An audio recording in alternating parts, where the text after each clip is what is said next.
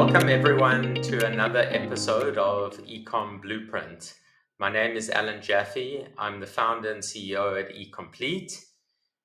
We have been involved operating a fully managed end-to-end e-commerce solution for brands and retailers that takes care of everything from click to delivery. And part of this journey has been to build full capability of a full e-commerce solution under one roof with a team of almost 70 people. And it's much harder than it sounds because we've had to develop core competence around a lot of different sectors. The actual byproduct of this was an e-commerce blueprint. And what we figured out is running an online business is not a singular focus. It's not just about digital marketing or a website. There are, in fact, 23 sectors with over 400 variables that make up our e-commerce blueprint, which we've gone to market with now to help brands and retailers diagnose and fix issues. So if we just have a look at the e-commerce blueprint, it revolves around a core concept of a wagon wheel, which is quite a simple concept. In the wagon wheel, there are multiple spokes, and if one spoke breaks, the whole wheel falls over. And what we've seen with e-commerce is not being one-dimensional, but multifaceted, and where one of the variables has the ability to impact significant change. One of my favorite books I read was Atomic Habits, and it talks about the core concept of marginal gains. And part of marginal gains is if we can fix 10, 20 items with a 1 to 2% improvement, the overall impact is going to be significant. If we look at like the diagnostics of the why should you use a blueprint? Well, I think before we even get into this, it's because someone once said to me years ago, fools learn from their mistakes, clever people learn from other people's mistakes. And as part of this journey, we have failed hundreds of times. But the good sort of benefit of this failure is progress. And part of this progress has allowed us to create a blueprint. And the blueprint allows us to replicate a winning formula time and time again without you having to go through these mistakes and not be the fool like we were. So who does this impact? I think one of the biggest things we get, a retailer is achieving negative growth or they're plateauing. Plateau is a byproduct of complacency, but most importantly, they're not growing as fast as they want to. And that number one is actually a byproduct of a lot of things, because you could have negative ROI where you are spending too much on customer acquisition or hard costs. You're putting out fires where in our business, we say, are you working in the business or on the business? Often, this is like an orchestra where you have multiple people trying to come together to make harmony. But if one instrument is out, it doesn't sound like music anymore. So we help diagnose which team members, which external companies are not doing a good job, not to single them out, but to empower them to help them grow. The tech stack is like a recipe. There are literally thousands of ingredients, but in order to bake that cake, you need the right ingredients. And when we look at the cost structure, there are lots of businesses who prefer to have their own in-house teams or multiple agencies, but at that point, it's actually going to impact negatively. And I think for me, the most important thing is customer happiness. Customer happiness is going to lead to revenue. It's going to lead to client lifetime value, repeat customers. And if you can create a seamless experience, and that is not just checkout, that is how you support the customers, how you deliver last mile, and most importantly, reverse logistics. So our approach is simplified. We have a blueprint. We do a complete audit around your business, looking at 23 sectors. We then do a roadmap, and the roadmap, if you can imagine preparing a report of a few hundred items, it's going to be just sitting on your desk. So using the Eisenhower matrix, important versus urgent, but we take it one step further. We look at the impact, we look at the cost, and we look at the time to get done. Highest impact, quickest turnaround, lowest cost is what's considered a low-hanging fruit. And then from there in a roadmap, we start to implement and monitor, and then obviously compare historical data with an annotation to show the difference. So we've spoken about the negatives. These are the positives, but I think from us, we're looking at creating a well-oiled machine with revenue growth, with positive ROI, with the Kaizen approach, which is the continuous optimization and improvement. I think benchmarks and goals are very important. A lot of companies we speak to actually don't know where they want to go. So using some of the tools we've developed, creating a clear roadmap with a lower cost structure and happy repeat customers. So in this segment today, we're speaking about something that is really not spoken about too much, but is probably one of the biggest pain points in e-commerce. And it's something that we have experienced time and time again. And yes, it impacts customer experience. And what we're talking about today is product master data. So product master data is literally every product on a website that has all the different facets, all the different content, the description, the images, the long description, the washing instructions, all the technical information around product data is critical. Now, if you've got a website or e-commerce business that only has 10 products, it's not a problem. But the minute you reach scale and you have 10, 20, 30, 40,000 products, that's where the complexity comes in. And when we started off, product master data used to take us 3-4 months. We were using an antiquated, well, I shouldn't say antiquated because that's what a lot of people are using, but we were using spreadsheets.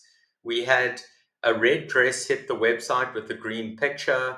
We had scenarios where somebody added a comma by mistake and the whole website was taken down. Yes, that actually happens.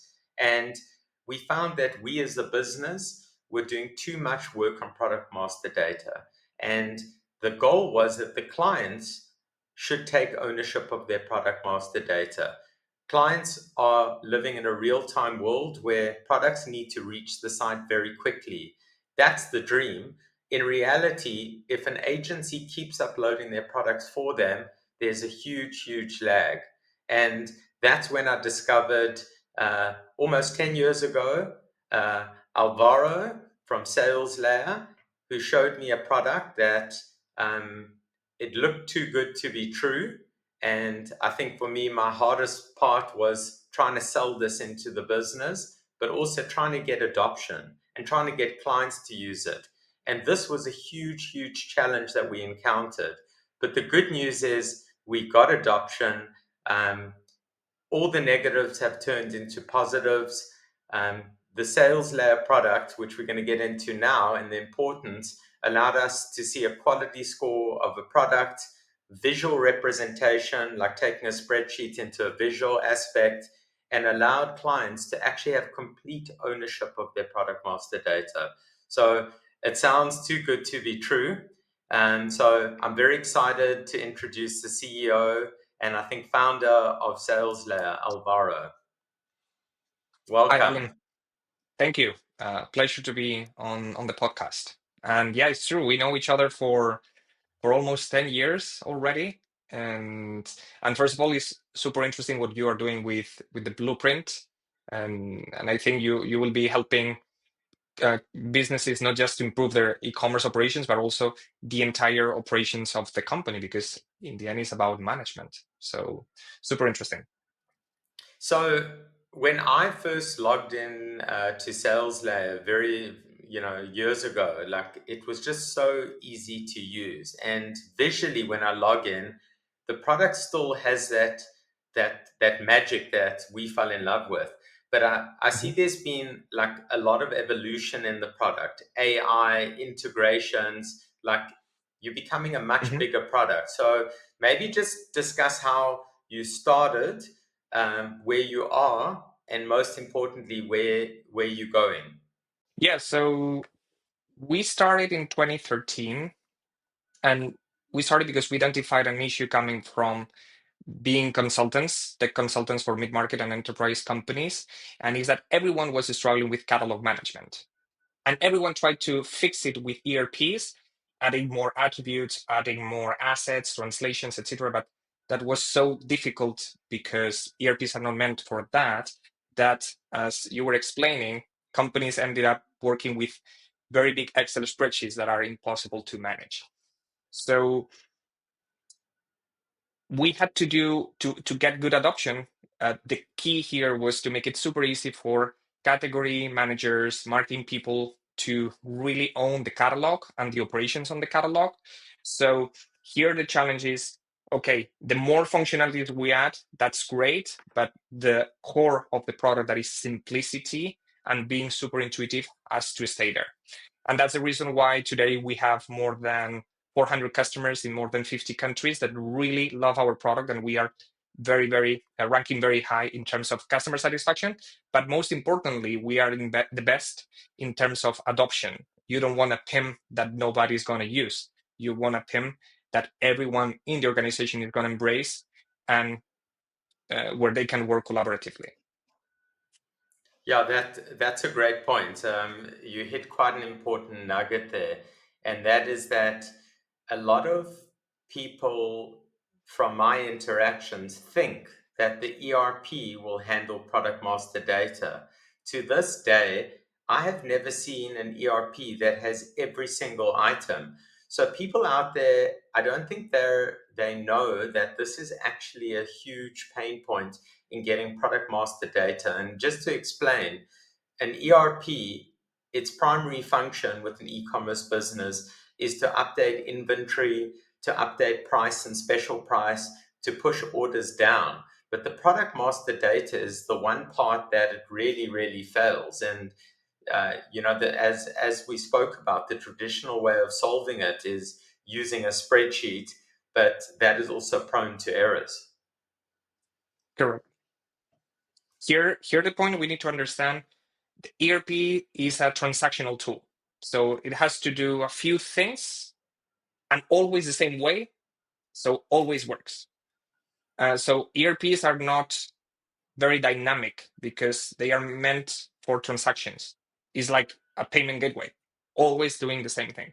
When we talk about product information, it's exactly the opposite. Structures, the data, the information is so dynamic because the market changes, the trends changes, the catalog changes constantly, that the ERP is never a good fit. So you need a solution like a PIM that can offer you that immediate change on the data structure, so you can adapt and your business can adapt to the new needs. And when we started, I don't think there were many competitors. I remember one Mhm. competitor, but without name dropping, how do you compare? I mean, I can tell you from my side, we have migrated quite a few big enterprise clients off the other platform out there, and the minute there's a demo of Sales Layer, they're instantly sold and convinced. But I mean, how do you see yourself against them? Mhm. Yeah, especially with the legacy solutions. When we started, that was the time when companies like Akinio or Salsify didn't exist. So we appeared at the same time. And the only vendors out there were legacy solutions. And we are seeing now that the first wave of uh, companies working with PIM, with legacy solutions, that now they are moving to more modern cloud solution like Sales Layer. And the way we compare is easy. Those legacy solutions look too much like an ERP and not too much like a SaaS, a dynamic solution that everyone can use in a marketing or an e-commerce department. So that's the main difference. Then other differences, our product evolves much quicker thanks to the cloud multi-tenant infrastructure, and also the knowledge that we have in our specific industries where our customers operate also sets us apart to other legacy solutions that might be more specialized in some industrial areas mm, where yeah, they can fit very well those needs. But then to other industries where we operate, the needs might be different, and um, and we can serve them much in a much clearer way. Yeah, that's a great point. And I would say one of the big ways I explain what a PIM is that the e-commerce website has product data and the ERP has some basics of inventory and price. But the PIM becomes your central repository of your product master data, where a lot of people, and not to insult the e-commerce platform, but you dumb it down where the actual repository should never be a website, it should be a layer below. And what I've seen with Sales Layer is, and one of my favorite features, and this is relevant for when you're trying to get on a big catalog, is the quality score and the quality report. And what I've seen is if you are analyzing 50,000 products and 62% are missing a special, like for example, washing instruction or something like that, you can quickly segment, create a workflow, and allow a specific team member to focus on just fixing that one thing. And I'm going to let you speak now, but when I saw that every product had a score out of 100, to me, that was my favorite feature, that if it didn't reach a certain level, it's not actually good enough for online. Mhm. Correct. So somehow we can say that the information on the ERP is in black and white, but your customers want full color details, everything, 4K. to decide. The 4K, exactly. And we need to understand that product information impacts into things that are key for e-commerce. Traffic, more keywords bring more traffic to the website, and conversion, better product information, the right product information helps you to sell more. So those two things is the core, or are in the core of product information management. And also we need to understand that sometimes for many companies, e-commerce is a percentage of the revenue, but you still need to manage product information for other channels that are more traditional, or other tools that you need to give to your teams or your customers to transact. And that's where the PIM can, you enrich the content, but not only for your e-commerce website, but you enrich the content that you have one single source of truth for all the areas of the company. And just that benefit of having one place where you know the information is always right and that everyone can go there, even for customer service, you can go there and check, and you know that that information is right and you will have all the detail, already makes a huge difference.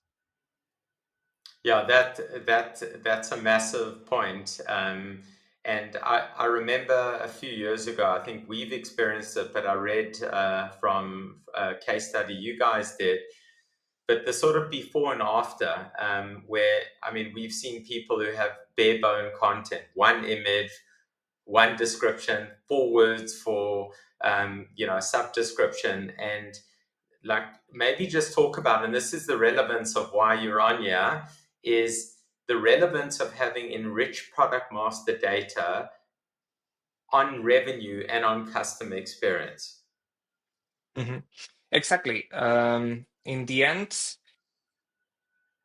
you need to personalize the content as much as possible to improve the conversion, and that has to do with omnichannel. It's not the same selling on, let's say, a marketplace like than selling on your own e-commerce website, or maybe you might have different sites for different audiences. And with the rise of AI, we are going to a super ultra personalized experience where the content will be generated right at the front end. So will be your own e-commerce site that will be generating the product information for that specific user, based on what the website knows about that user. And for that kind of ultra personalized experience, you need very strong operations in terms of product information to allow that AI to really operate and deliver that ultra personalized experience. And that's coming very quickly. So the backbone you need, the foundation is a strong PIM, a strong database, product information, and a very strong API to really be able to deliver that information at speed, because things are happening more and more in real time. And that's how you convert better and you convince customers to buy on your website or to buy your product if that product is in a marketplace. And staying on the topic just about centralizing product master data, we've had implementations of clients wanting to go into other countries, clients wanting to go into other languages, or clients actually wanting to take their base product master data and translate it, say for South Africans, into Takealot or Amazon. And from what I've seen, sales layers, it can actually map their their content fields. Maybe they've got 7 and we've got 40, and instantly translate into those relevant platforms. And so, I mean, if you're thinking scale and you're thinking selling not only D2C, but it could be B2B, it could be marketplace. To me, that is the real untapped secret of the product. Mhm. Yeah, correct. So you can define if an attribute is the same for all the languages and all regions, or that attribute is multi-language or changes depending on the region or depending on the channel. Based on that, you can create rules. You can decide which attribute goes to which channel, and then you have the analytic tools to define the gaps in the product information. So if there are products missing translations, for instance, right, or some attributes are missing in some products, you can define all that. You can also define permissions. So specific users are in charge of a specific attributes, and you can also add comments. So you can assign tasks to users to work on the missing data or to work on a new set of products that are going to be live in a few days. So all that orchestration can happen in a PIM. So if you have many products or you are selling in many countries or many different channels, and you have a big team enriching the content and collaborating in that content, and you need to control that activity and manage workflows for that activity, for all that orchestration is where the PIM can really make a huge difference. And something I shouldn't tell you recorded, but we use Sales Layer. We've got a little hack for it. We use it when we are evaluating a new business that we want to work with, or we are doing a scope. We import the entire product master data into Sales Layer and create a report. So we actually know how much effort is involved. But the reason why that is so awesome is because in the past, we had a line item. We'll run your product master data and say we budgeted 10 hours. I actually have a report that I saw a few days ago where it took us 500 hours. So the big thing for me, like if we just recap, good product data is going to improve the overall customer experience, which will guarantee more sales. That is a fact. Number two, it's going to allow you to sell on other platforms much easier than a traditional method, and going to allow for, if we're doing multilingual into other different countries. But the unsung heroes of e-commerce is not the customer, it's actually your team that work on the site. And like that, to me, this makes their life exponentially better and they are happier. But there's one big thing associated with this is actually the cost or total cost of ownership and investment in enriching product master data, which is always underrated. Something people just say we do, but they don't understand the complexity. And this, to me, is the saving over time that we've seen using this product has been instrumental. Exactly. We see more and more customers, and this is also touching on innovation. When we launched the analytic tools and the product score based on the quality of the information, it was an MVP. It was just part of our vision, and we didn't know if it was going to be relevant or not. And then we realized that people were using more and more to track the evolution of the performance of the catalog, the evolution and the quality of the product information, and to correlate the performance with the quality, and also a way to track if the team is working actively on the product information or not, and weekly printing those reports to see if they are moving towards the target that is having all the information perfect in every single SKU. And also, first, before that, prioritizing what are the SKUs that have to be perfect because are high volume, right? And then creating a roadmap for how the team is going to work on the rest of the product information throughout the year, for instance. So there are many ways you can use the tools to really prioritize and improve the product content on your catalog. And asking a stupid question. Someone once said to me, "There's no stupid question, only a stupid answer." But why is PIM not standard operating procedure in the industry? I'm an evangelist. I've used it so many times. We've even got, as through our partnership with SalesLab, we've facilitated companies getting on board that are not even like working with us. We've just helped. But why is this not the gold standard? I mean, is like just a thought provoking question. Mm-hmm. Well, one of the realities is that is more and more common to see it, to find it in companies. So, and now we are already on the second or third wave of companies that have been in one or two different PIM vendors, and they are coming to us looking for a better solution. So it's becoming more and more standard. Why not every single company? Well, because in every industry there are leaders and there are companies that might be lagging behind in some areas. And also because there's still that mentality of, oh, we've worked this way always, and that's how we continue doing it, right? And we don't want to change the way we operate. So there's always friction to change management. So those would be the main ones. But when talking about that blueprint, then same companies might be asking themselves, why are we not reaching our goals? Why are we plateauing on our sales? What is that we don't understand about our operations? That really we need to make a difference to break that plateau and grow again. So PIM might be one of the answers. So I mean, I think part of your question is that there's much more adoption than it used to be 5 or 6 years ago. So probably still not the gold standard like the ERP or like the CRM, but growing and becoming more and more a solution that is considered essential for running the operations of every company with a big catalog or any company running an e-commerce operation.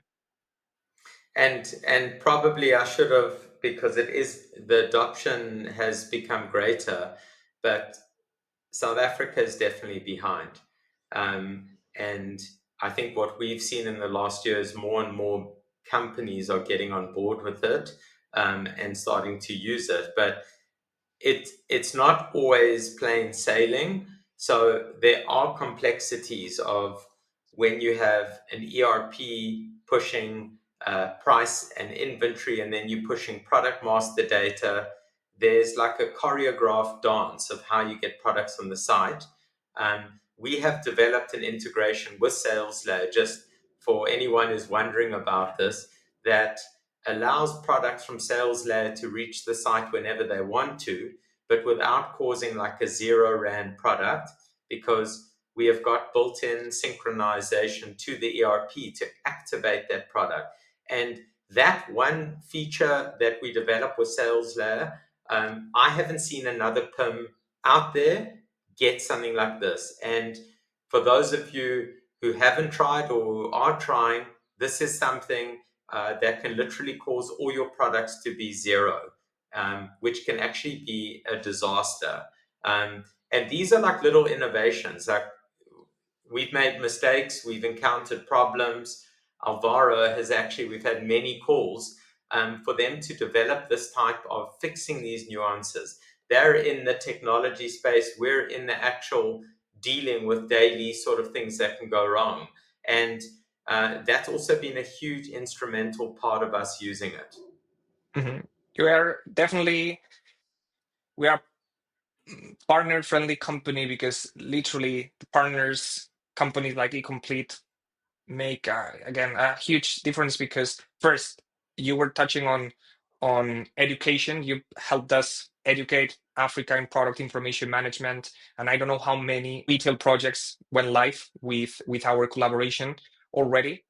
But also, as you said, we create the technology, but you are the ones that are very, very close to the operations and encounter what are the issues, the areas where we can improve, that can really feed our innovation and our team to really evolve. And also with our product and your services and your industry knowledge and also local knowledge, we can provide a solution really to the customer that meets all their needs. So yeah, it's a perfect combination of technology and, and knowledge and services. So just quite excited for the next and we are coming up to closing, but Alvaro has shared with me an offer you can't refuse. I was actually quite surprised. We're not going to reveal it on air. For companies wanting to try get on board and get, let's just say, a lot of freebies, um, it's a great deal. In order to just get more information, you can send an email to saleslayer@ecomplete.co.za, and we will forward the offer over. And if anyone is listening, you don't have to use us or Sales Lab, but if you want to ask me a question and you want to reach out, I'm more than happy to share my experience, because I definitely am in the position of when I use something and it transforms my world and my client's world, it's something that I would love to help whoever I can. And just the last question, but just a little bit about where you live, how many people in your company, a little bit more about you, because I know it's interesting. Yeah, so I'm originally from Spain, but right now I live part of the time in Valencia, Spain, and part of the time in London, in the UK. But I travel a lot, and we are close to 100 people, and with offices in Spain, UK, and the US. But well, with a global mindset, because our customers are literally everywhere. So looking forward also to visit, because I've never, despite we've been many years working together, I've never visited South Africa. So I'm expecting an invite from yourself. Maybe now is the time for that I'm invitation. inviting you. You coming? Let's arrange it. Okay. But then again, I'd love to come to Spain. So, but Well, let's. Well, there's it's always, we now can find official. It's excuses for visit both ways. okay. So it's gonna happen. But I just want to thank you so much for making the time. I know you're busy with a lot. But you've always been there to help. You've always been passionate. You've got a great product, a great business, and we're looking forward to continuing this over the next few years. Great. Same here. It's been a pleasure to be on this podcast, and looking forward to many new projects that we can onboard and succeed together.